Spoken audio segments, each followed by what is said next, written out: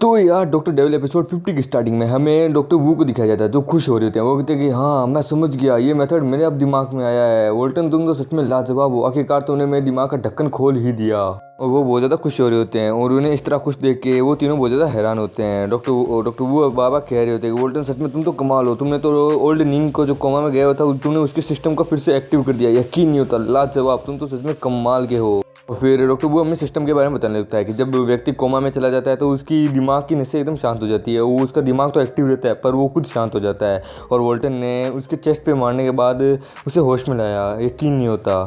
फिर मिस्टर नीम, फिर ओल्ड नीम कहते हैं कि हाँ तुमने जो कहा तो उसका एकदम सही है। मैं बड़ी बेहोश था पर मैं सब सुन सकता था। तुम्हारा धन्यवाद मुझे होश में लाने के लिए। तुमने एक और एहसान हमारे क्यों कर दिया। फिर वो कहते हैं कि मैं जब होश में आने से पहले मैं तुम सबकी बातें सुन सकता था पर देख नहीं सकता था। उसके बाद नीम को कहा जाता है कि जाओ जाके अपने दादाजी से माफ़ी मांगो। फिर सीकी अपने ग्रैंडपा और अपने पापा से कहती है कि आखिरकार आप दोनों हर दिन उसकी तारीफ़ क्यों करते रहते हैं। डॉक्टर वो आप भी उसकी तारीफ़ करते रहते हैं। मैं तो ये बात जानती हूँ कि वो डॉक्टर है पर फिर भी उसने हमारे पर कोई एहसान नहीं किया। उसने मेरे दादाजी को ठीक किया तो हमने उसको पेमेंट दे दिया है। तो बार बार उसकी बात करना बंद कीजिए। फिर सिकी के फादर सिकी से पूछते हैं कि सिकी तुम्हारे लिए सबसे इम्पोर्टेंट क्या है, पैसा या पावर, तुम्हें क्या लगता है। फिर वो कहते हैं कि अगर किसी व्यक्ति के पास ये दोनों चीज़ें हो तो वो व्यक्ति अपने आप को महान मानने लगता है। पर पूरी दुनिया में इन दोनों का कोई भी ज़्यादा इंपॉर्टेंट रोल है ही नहीं। दुनिया में सबसे ज़्यादा इंपॉर्टेंट रोल है तो वो है डॉक्टर का।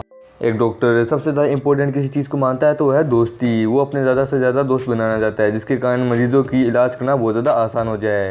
फिर वोल्टन जा रहा होता है। वोल्टन कहता है कि यार मेरे वहाँ रहते रहते वहाँ मेरा समय तो बर्बाद हुआ ही हुआ, लेकिन वहाँ पे मुझे पता नहीं बिना फालतू के कुछ देर रोका भी गया। मुझे वहाँ पे पता नहीं क्यों रोका गया, मुझे समझ नहीं आ रहा। वोल्टन अचानक से गुस्से में आ जाता है। वो कहता है कि यार ये क्या है यार, ये किस प्रकार का कष्ट दे रहा है भगवान मुझे, आखिरकार चाहता क्या है मुझसे। और फिर सिकी वोल्टन पे चिल्ला रही होती कि तू ठरकी, तू साले मोबाइल फ़ोन के बिना रह नहीं सकता क्या साले, तू मोबाइल फ़ोन खरीदना क्या इतना ज़्यादा ज़रूरी है क्या, तू मोबाइल फ़ोन के बिना रह नहीं सकता था। फिर वोल्टन कहता है कि ओ तुम मेरे प्रोटेक्शन के लिए मेरे पीछे तक आ रही थी, ओ तो ठीक है तो कोई बात नहीं चलेगा, वैसे भी तुम्हारा काम है मेरा प्रोटेक्शन करना।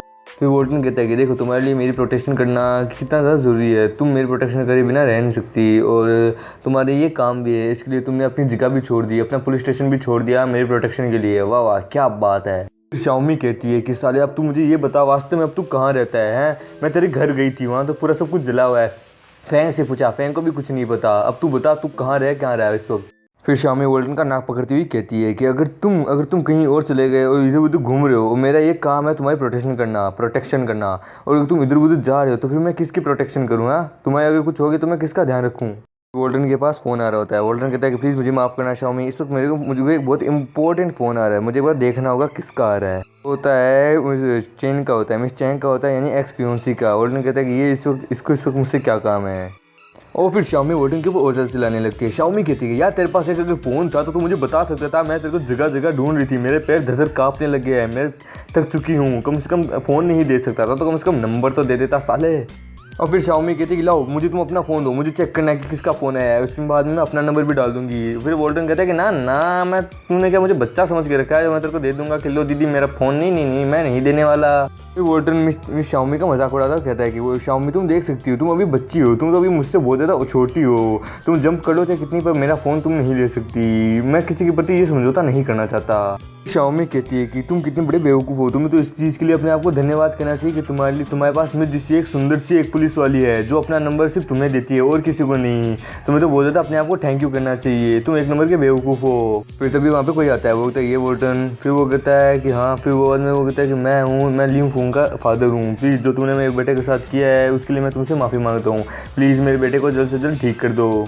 वोल्टन कहता है कि आप क्या सोच के मेरे पास आए थे, आपको क्या लगता है कि मैं आपके बेटे को ठीक कर दूंगा, बिल्कुल भी नहीं। आपके बेटे ने जो गुनाह किया है उसके प्रति तो मैं बिल्कुल भी ठीक नहीं करूँगा। आप क्या समझ के मुझे देख रहे हैं, आप आखिरकार मुझे इस तरह क्यों देख रहे हैं, आप सोच रहे हैं कि मैं आपके बेटे को ठीक कर दूंगा, बिल्कुल भी नहीं। फिर ल्यूफू का फादर वोल्टन से कहता है कि सर प्लीज़ आप मेरे बेटे की मदद कीजिए, मैं हर अस्पताल में जाके उसका इलाज करवा के आया पर वहाँ पे कोई भी असर नहीं हुआ और मैंने सुना है कि आप एक बहुत बड़े महान डॉक्टर हैं, आप जो प्राइस बोलेंगे मैं आपको वो प्राइस देने के लिए तैयार हूँ। फिर वोल्टन कहता है प्लीज़ आप मुझे माफ़ करना पर मेरे पास इस वक्त समय नहीं है, मैं आपके बेटे का इलाज नहीं कर सकता जो मुझे पसंद ही नहीं करता और ना ही मैं उसे पसंद करता हूँ, तो प्लीज़ आप जहाँ से आए हैं वहीं वापस लौट जाइए। फिर वो कहते हैं कि अगर तुम्हें पैसा चाहिए तो तुम लेने के लिए तुम मुझसे मांग लो, मैं तुम्हें देने के लिए तैयार हूँ। तुम्हें कितना चाहिए, 1 करोड़, 2 करोड़, 3 करोड़ या फिर 10 मिलियन, या तुम्हें 10 मिलियन चाहिए या फिर सीधा 10 करोड़, तुम जो मांगोगे मैं तुम्हें देने के लिए तैयार हूँ। पर हमारे डॉक्टर साहब तो बहुत बड़े हरामी होते हैं। वो कहते हैं क्या 100 मिलियन, ना ना ना ना ना ना, 10 करोड़, ना ना ना ना, मुझे चाहिए 120 करोड़, आई मीन 12 करोड़। मुझे 12 करोड़ दे दे, मैं उतने में ही तेरे बेटे का इलाज कर दूंगा, बस तू 12 करोड़ तैयार रखना। और इसी के साथ एपिसोड यहीं खत्म होता है। तो दोस्तों मिलते हैं अगले किसी नए एपिसोड में, तब तक के लिए बाय बाय।